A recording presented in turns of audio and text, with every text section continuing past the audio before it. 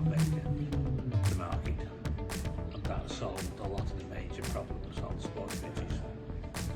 I.e. which was poor annua, which was 100% prevalent on 30 years ago.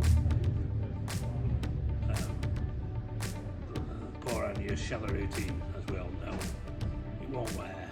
It needs a lot of fertiliser and chemicals to keep it alive. And you don't hear muddy football pitches anymore.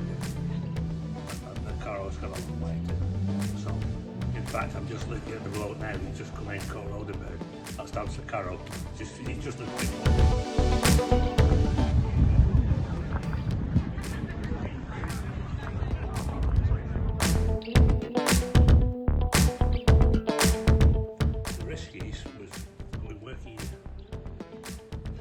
After being employed by someone, you can guarantee a wage every week or every month. Whereas working for yourself, you didn't know where your next sale or job was coming from, when you were going to get paid. Over the years, probably more so after we bought his own premises at Barton, that helped in a way eventually.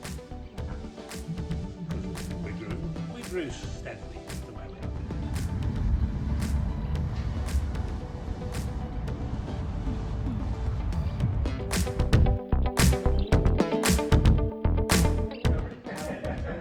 Probably the most personal achievement is having a family following me into the business, especially Julia, who's organised today, very, very good at organising. My son John's also in the business.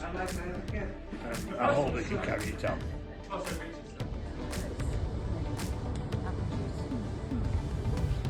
Too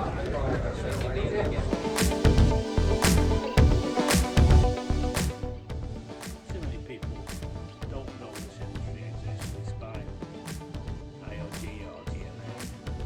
They're trying to make people aware. They still don't know. Even locals to us don't know what we do, where machinery goes. One day we'll get there, but we don't discuss.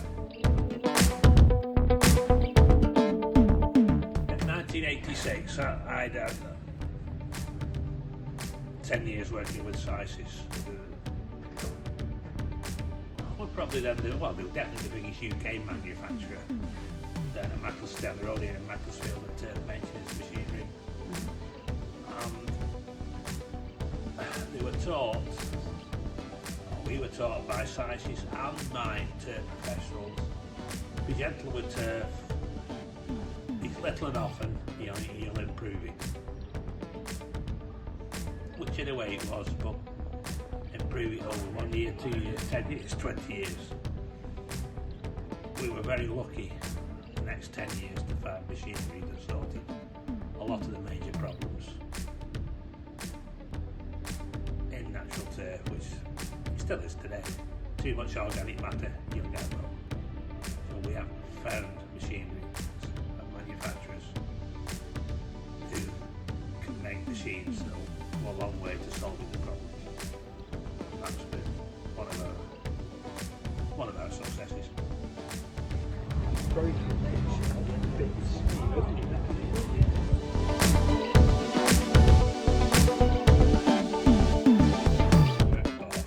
It was Steve Braddock, who was head groundsman at Arsenal Football Club.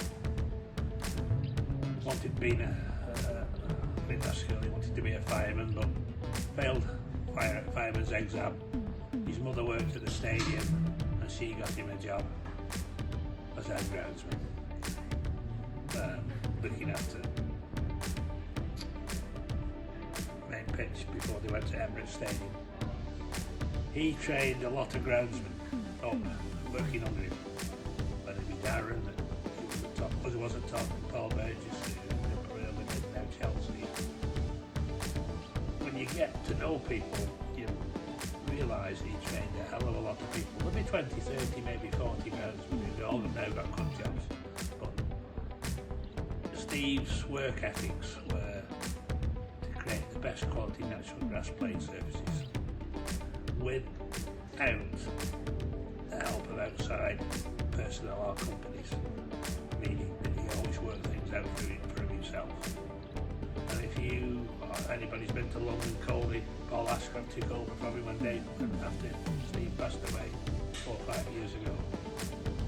If you ever go there, even now, you'll see him playing on plastic grass, but it's 100% natural.